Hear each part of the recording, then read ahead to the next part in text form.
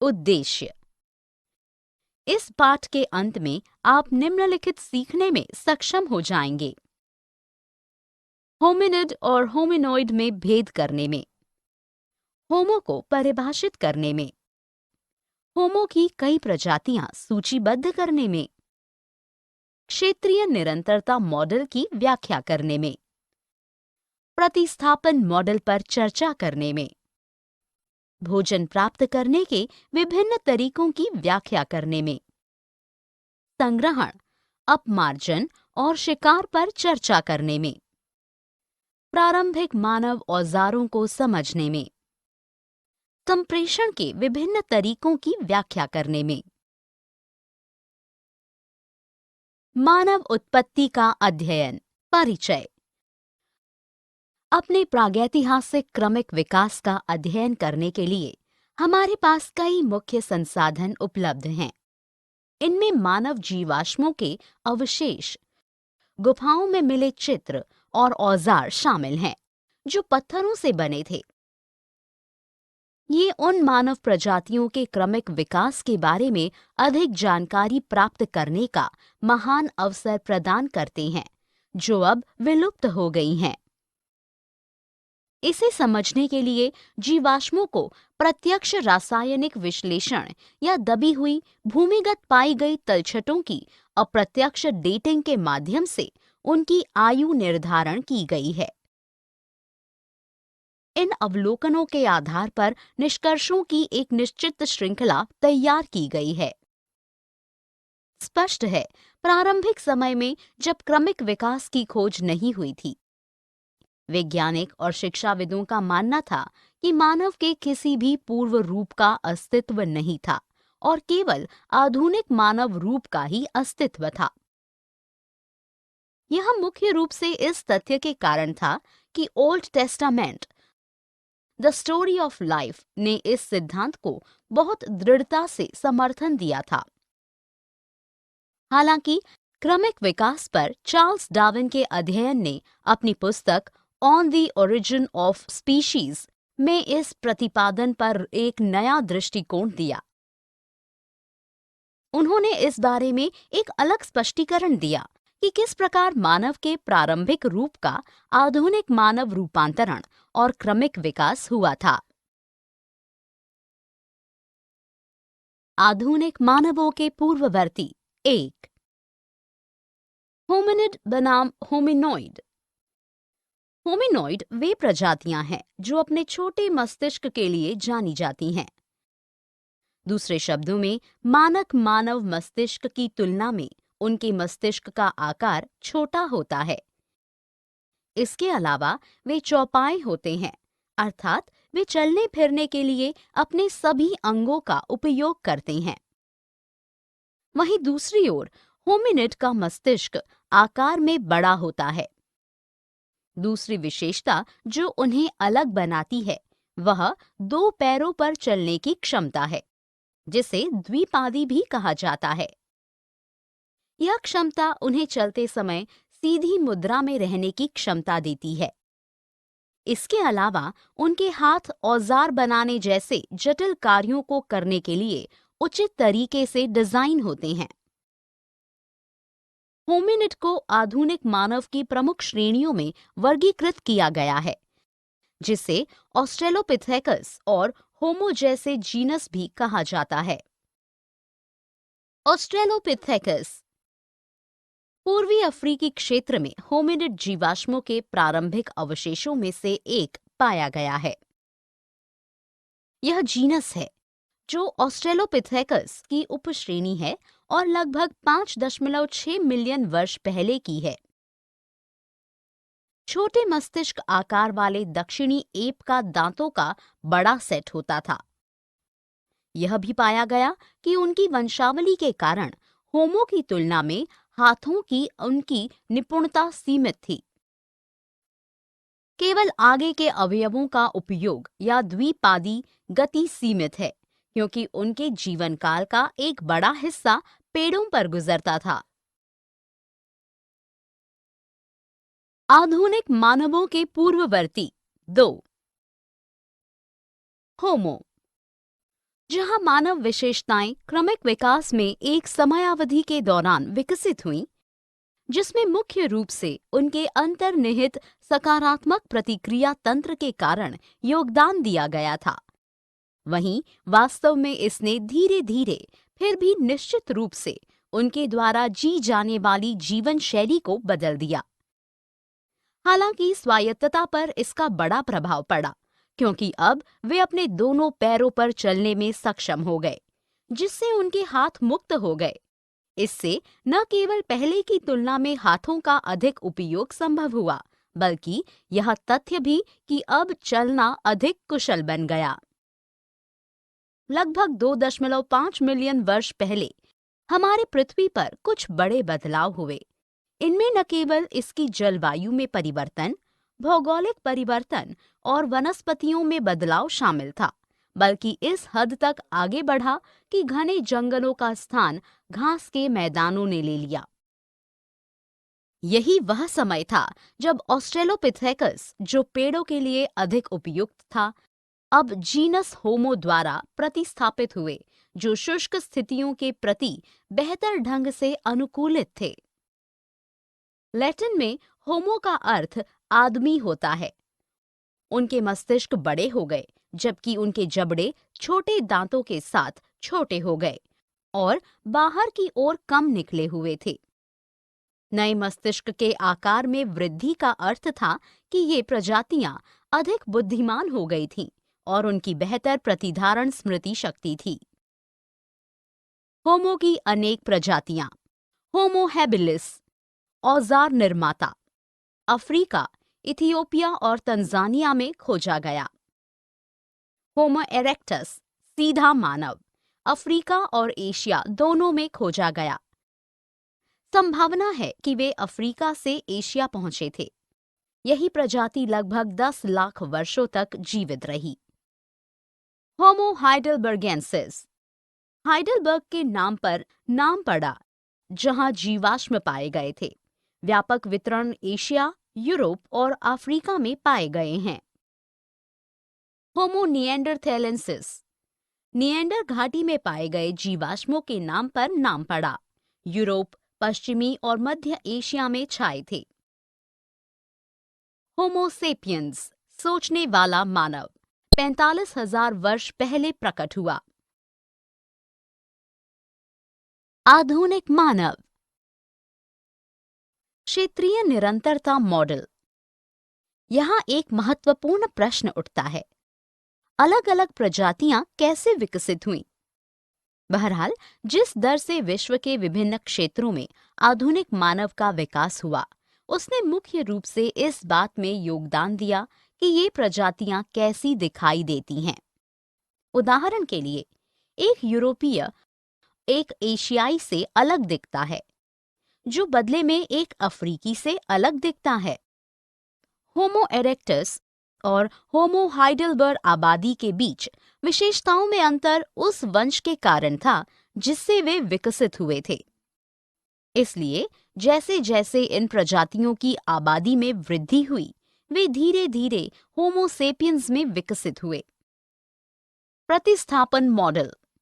एक वर्ग का मानना है कि इसका अधिकेंद्र अफ्रीका में था। आनुवांशिकी और शारीरिक रचना में समानता के कारण, और जिससे मानव के पुराने रूप का स्थान आधुनिक मानव ने ले लिया। हालांकि विद्वान इस विचार को मानते हैं कि नव विकसित मानवों के बीच शारीरिक अंतर उन नए क्षेत्रों के प्रति अनुकूलन का परिणाम है जिनमें वे पहुंचे। संक्षेप में, ये होमो सेपियंस थे जिन्होंने अफ्रीका से बाहर निकलकर और वर्तमान स्थानीय होमो प्रजातियों का स्थान लेकर विश्व के अन्य हिस्सों को आबाद किया था। प्रारंभिक मानव, भोजन प्राप्त करने के तरीके। संग्रहण। भोजन संग्रहण में मुख्य रूप से पौधों से मिलने वाले खाद्य पदार्थों का संग्रह शामिल है। इनमें बीज, गिरियां, बेर, फल और कंद शामिल थे। हालांकि प्रारंभिक मानव द्वारा भोजन संग्रहण का बहुत अधिक साक्ष्य नहीं है, लेकिन मुख्य रूप से ऐसा ही माना जाता है। अपमार्जन। इस बात की बहुत संभावना है कि प्रारंभिक मानव अपमार्जक थे। अपमार्जन का अर्थ मृत पशुओं के मांस और अवशेष तलाशना और उपभोग करना है, जो प्राकृतिक कारणों से या अन्य मांसाहारी पशुओं द्वारा मारे गए होते थे। शिकार। प्रारंभिक मानवों ने संभवतः 5 लाख वर्ष पहले शिकार करना आरंभ किया था। शिकार में भोजन के लिए पशुओं को मारना शामिल होता था, जिसके लिए मिलकर काम करने और योजना की आवश्यकता होती थी। ऐसे पशुओं का शिकार करने से पहले उनके मार्गों और उनके व्यवहार का विश्लेषण करना होता था। जहां बड़े पशुओं का शिकार किया जाता था, वहीं मछली पकड़ने की भी प्रथा थी। उदाहरण के लिए, प्रवासी पक्षियों और मछलियों के अलावा बड़े पैमाने पर घोड़ों का शिकार किया जाता था। प्रारंभिक मानव, पेड़ों से गुफाओं और खुले स्थलों पर आवास। अपने अध्ययनों में विभिन्न इतिहासकारों, मानव विज्ञानियों और पुरातत्वविदों ने इस तथ्य को प्रस्तुत किया है कि प्रारंभिक मानव वनस्पति समृद्ध क्षेत्रों में पहुंचे थे। इन स्थलों में औजारों, चित्रों, मूर्तियों, नक्काशी आदि जैसी कुछ कलाकृतियों की उपस्थिति से यह निष्कर्ष निकाला गया है, जिससे साबित हुआ कि मानव ने भोजन की तलाश में इन स्थानों की यात्रा की थी और बाद में आगे बढ़ गए। कलाकृति मानव द्वारा बनाई गई वस्तु होती है। इन कलाकृतियों को 4 लाख से 1,25,000 वर्ष के बीच का माना जाता है, जो आमतौर पर गुफाओं और खुले स्थलों में पाई गई हैं। उदाहरण के लिए, यूरोप में लाजरेट गुफा ऐसा ही एक साक्ष्य है, जहां आप गुफाओं की दीवारों से सटकर बने आश्रयों को खोज सकते हैं। इनके अलावा फल, सब्जियों, गिरी, अंडे और मछली जैसे विभिन्न खाद्य स्रोतों का साक्ष्य भी यहाँ पाया गया है। दिलचस्प बात यह है कि गुफाओं में पाए गए चूल्हे मानव द्वारा उन दिनों आग के नियंत्रित उपयोग के साक्ष्य हैं। चूंकि आग का भारी लाभ और उपयोग है, इसका उपयोग न केवल जानवरों को डराकर दूर रखने, औजार बनाने, खाना बनाने के लिए, बल्कि गर्मी और प्रकाश प्रदान करने के लिए भी किया जाता था। प्रारंभिक मानव औजार। जहां मानव की तरह अन्य जानवर भी विभिन्न उद्देश्यों के लिए औजार बनाते और उपयोग करते हैं, वहीं मानव औजार निर्माण की तकनीक और निर्मित अंतिम औजार अन्य प्रजातियों की तुलना में अधिक उन्नत होते हैं। हाथों का कुशलतापूर्वक उपयोग मानव द्वारा शारीरिक और स्नायु संबंधी अनुकूलन का परिणाम था। इसके अलावा बड़े आकार की उपस्थिति, जिसका अर्थ तेज स्मरण शक्ति और जटिल संगठनात्मक कौशल होता है, इसने मानव द्वारा परिष्कृत औजारों के विकास को जन्म दिया। इसके अलावा लगभग 35,000 ईसा पूर्व में शिकार की तकनीकों में सुधार और भाला प्रक्षेपक और तीर धनुष जैसे शिकार औजारों के आगमन समाज के रूप में मानव विकास को त्वरित किया। यह वह समय भी था जब मानव बस्तियों का विकास होने लगा था और अपने लाभ के लिए खाद्य भंडारण तकनीकों और औजारों का उपयोग करना शुरू कर दिया था। अन्य उल्लेखनीय घटनाओं में पशु फर पर सिलाई करने वाली सुई का उपयोग करके कपड़ों की सिलाई और पशुओं की हड्डियों, मृग श्रेण, हाथी दांत और लकड़ी के टुकड़ों पर नक्काशी शामिल है।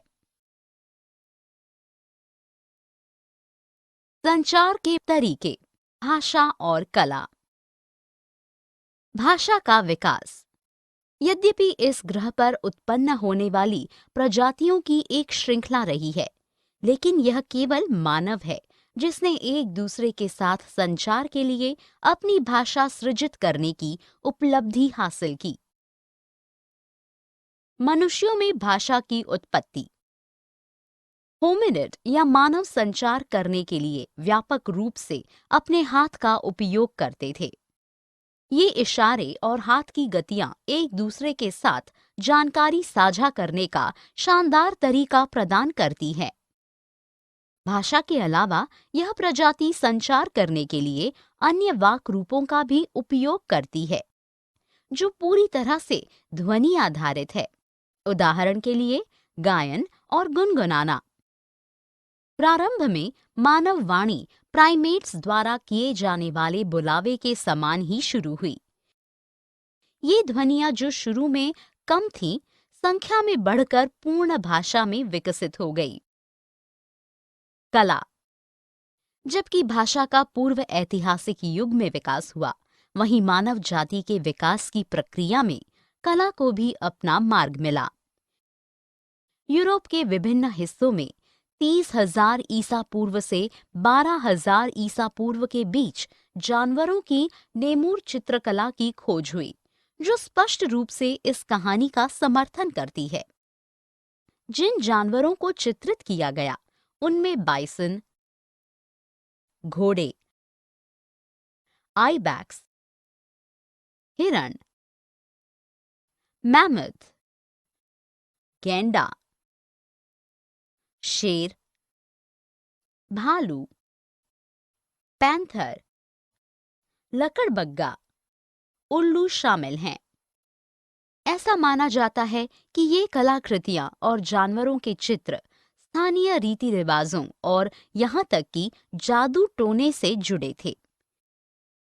इस बात की भी बहुत संभावना है कि ये चित्र शिकार से पहले किए जाने वाले अनुष्ठान थे और भविष्य की पीढ़ी को जानकारी और ज्ञान देने की बहुत शक्तिशाली तकनीक थे।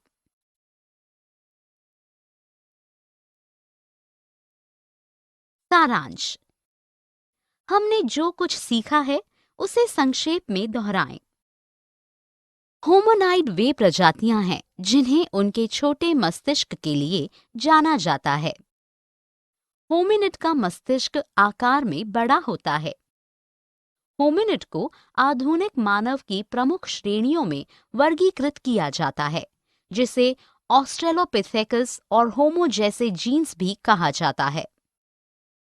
यह ऑस्ट्रेलोपिथेकस की एक उपश्रेणी है और आयु लगभग 5.6 मिलियन वर्ष पुरानी है। लैटिन में होमो का अर्थ आदमी होता है। उनके मस्तिष्क बड़े हो गए, जबकि उनके जबड़े छोटे दांतों के साथ छोटे हो गए और कम बाहर निकले थे।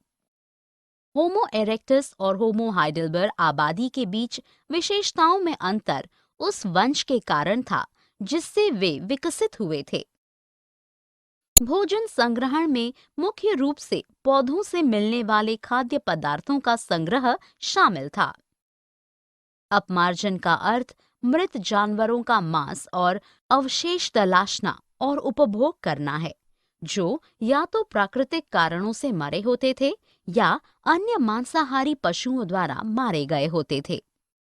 शिकार में भोजन के लिए पशुओं को मारना शामिल है, जिसके लिए मिलकर काम करने और योजना की आवश्यकता होती थी। ऐसा उन्हें मारने से पहले उनके मार्गों और उनके व्यवहार का अवलोकन और विश्लेषण करके किया जाता था। विभिन्न इतिहासकारों, मानव विज्ञानियों और पुरातत्वविदों ने अपने अध्ययन में इस तथ्य को प्रस्तुत किया है कि प्रारंभिक मानव वनस्पति समृद्ध स्थानों तक पहुंचे थे। होमिनिड या मानव संप्रेषण के लिए बड़े पैमाने पर अपने हाथों का उपयोग करते हैं। ये इशारे और हाथ की गतियां एक दूसरे के साथ जानकारी साझा करने का शानदार तरीका प्रदान करती है।